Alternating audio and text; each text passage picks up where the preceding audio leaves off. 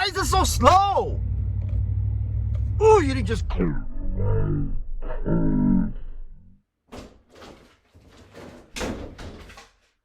I come home, you're always yelling at me. What? I didn't do the dishes that I didn't want to. What do you mean she's not my kid? Oh yeah? Well, your mom said you're adopted too. I want a divorce. Fine, get out. I love you.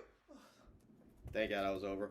Well, good evening. My name is Jules, and today I'm going to inform you about 5 anger styles that I can relate to and tips to decrease this emotion. I believe that if we can identify and acknowledge which kind of anger we fall into, then we can do something to change the outcome. We've all been there before. Your typical road rage. You fight with your mom, your dad, your significant other late night, your kids, maybe even your pets. But ask yourself this. How do you feel the next day? Do you feel guilty? Do you want to take the words that you said the night before, but you can't because it's too late?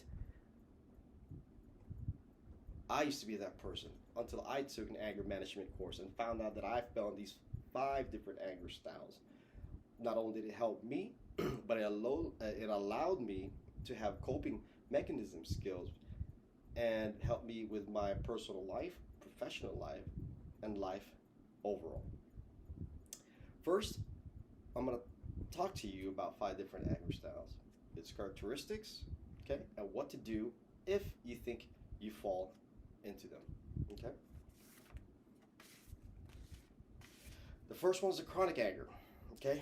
Well, this tends to increase over time. Basically, layman's terms, you've been angry forever. Your sense of emotional detachment is gone. You become disassociated with people. Just imagine the old guy across your neighborhood who's always angry, who's always grumpy. This is the chronic anger style. Gabriel Sunical said this is sometimes caused by behavioral health disorders, underlying issues, and sometimes trauma that's never been treated. Okay, what can you do with this? Well, you can have a CBT, physical therapy, or cognitive behavioral therapy, to be exact. Be aware of triggers, such as places, people, and sometimes situations can set you off. You can also practice mindfulness, such as yoga and meditation. Next style we have is the retaliatory anger. This is when you want to take revenge on people. Major war words. Remember the argument that we had with the wife? She said the kid's not mine. Well, I told her your mom said you're adopted as well. Well, this could be harmful and could hurt others. And this can also magnify with substance abuse. This is basically you're one-upping the other person so you could be better. Okay? Another example would be if you want to take a revenge on your boss. But rather than hurting your boss, you're hurting others around you because now they have to work the extra hours. Okay? What can you do? Well, you can pause and think before you speak. Again, revenge is a choice, and think of the consequences of your actions. Handle things when you have rationalized your solutions when you are no longer angry. Next, we have is the avoidance. I'm not angry. I don't want to talk about it. Maybe tomorrow. Yeah, you've heard it all before. It's also called a repressed anger. This is avoiding arguments because it's easier for them, right? But you know what? This just make things blow up and make problems worse. So this could very well be move up to a level different of anger style.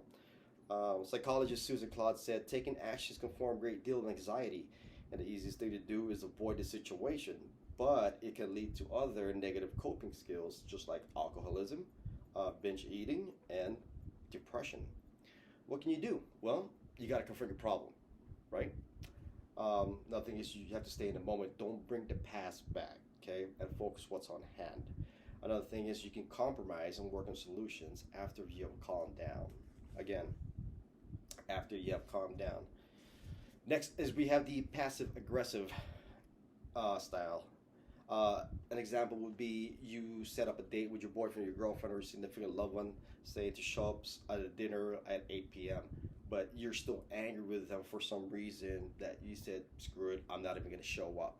All right? This is also called indirect, that you don't tell them that you're angry, so you do something because you're still angry.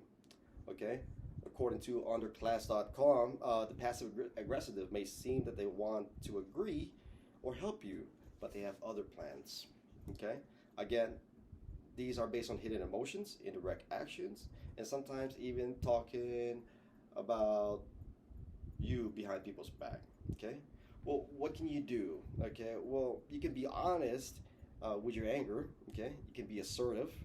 You can compromise and tell them what made you angry when you're ready. Okay? Next and last not least is the volatile, the explosive. Okay? The ticking time bomb. 0 to 10, you're always angry at every little thing. Okay, you get mad at every little thing. This is the most dangerous style. Okay, this also comes with physical symptoms such as headaches, shortness of breath, the tingling, the numbness.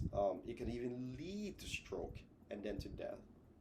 Okay, again, this is the most dangerous style. An article by Tasha Heron mentioned that this style can be caused by many things such as substance, mental, verbal abuse, genetics, and long-term effects of unresolved issues. So always resolve your issues.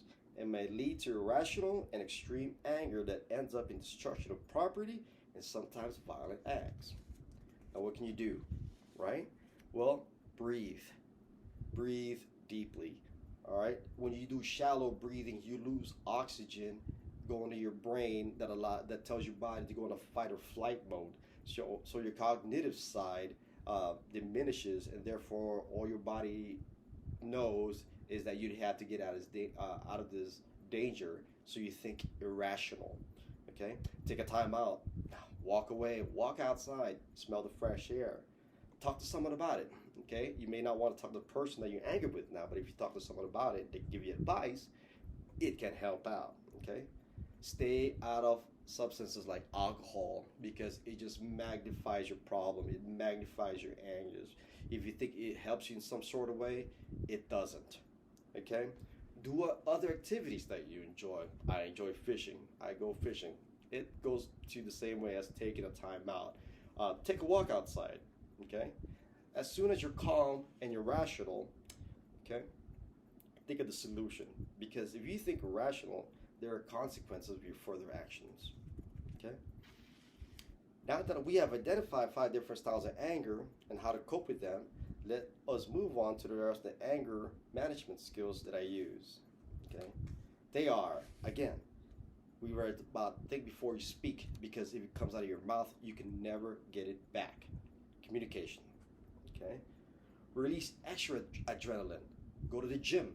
Okay, you have all this adrenaline and don't use it for anger. Use it for something positive. Okay, work out. Change your scenery.